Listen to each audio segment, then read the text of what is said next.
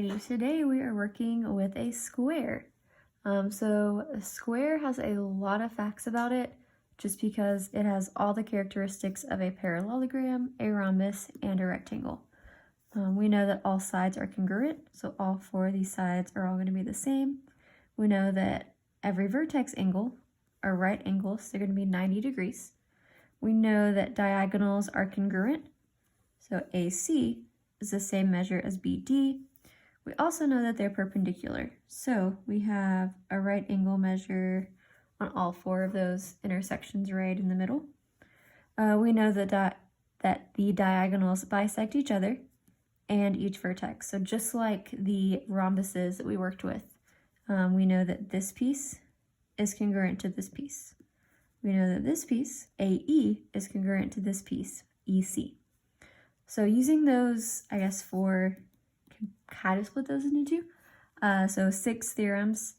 We are doing these 2 examples today. We're solving for x, looking at these angle measures right here, and then we're also going to find the length of a diagonal.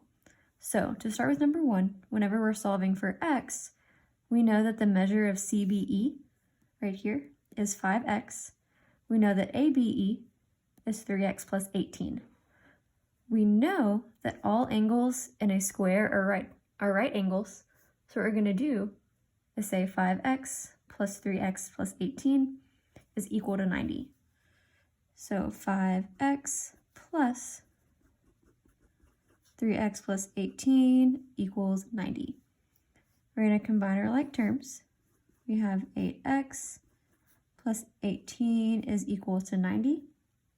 Then we're going to subtract 18 from both sides. 8x is equal to 72. Then we're going to divide both sides by 8. X is equal to 9. So, and that's not even on there, sorry.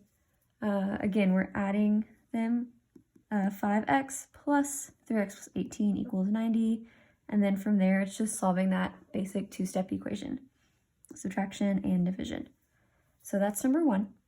We know that x is equal to 9.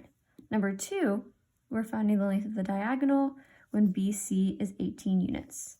So if we know BC is 18, since all 4 sides are the same, we can go ahead and label every single side.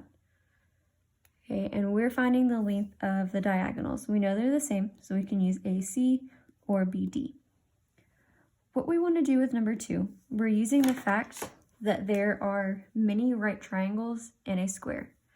We can look at this one here, where 18 is your hypotenuse, or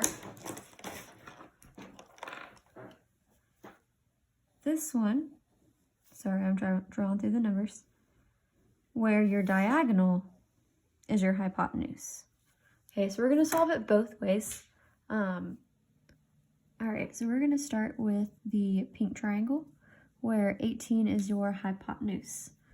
So we're going to be using that Pythagorean theorem, a squared plus b squared equals c squared, where a squared and b squared are your legs, and c squared is your hypotenuse.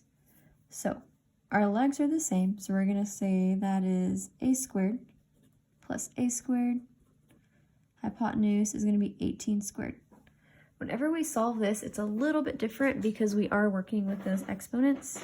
So we're going to add a squared and get 2a squared. We can go ahead and square 18, and that gives us 324.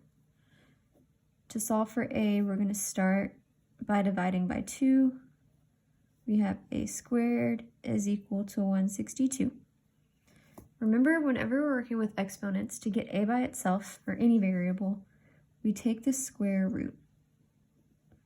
So the square root of a squared is a. Square root of 162 is about 12.7. Okay, we're using the squiggly equal sign instead of the regular equal sign because this is an approximate answer. This is not exact. But we are rounding to the nearest tenth. Okay, so a is about 12.7. Remember that a is only part of your diagonal. Okay, it's half because remember it's a bisector. So if this side is 12.7 and this side is 12.7, the entire thing is 2 times 12.7, which gives us 25.4. Here we got 25.4 as our diagonal. Okay, so that's one way to do it. The next way is using 18 as your leg instead of your hypotenuse.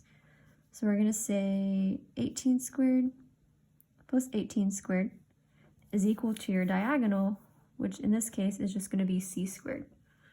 Okay, 18 squared, like we did back here, is 324 plus 324 is equal to c squared. We have 648 equals c squared.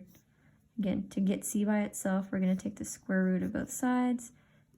The square root of 648 is 25.45, and that rounds up to 1 decimal place, 25.5.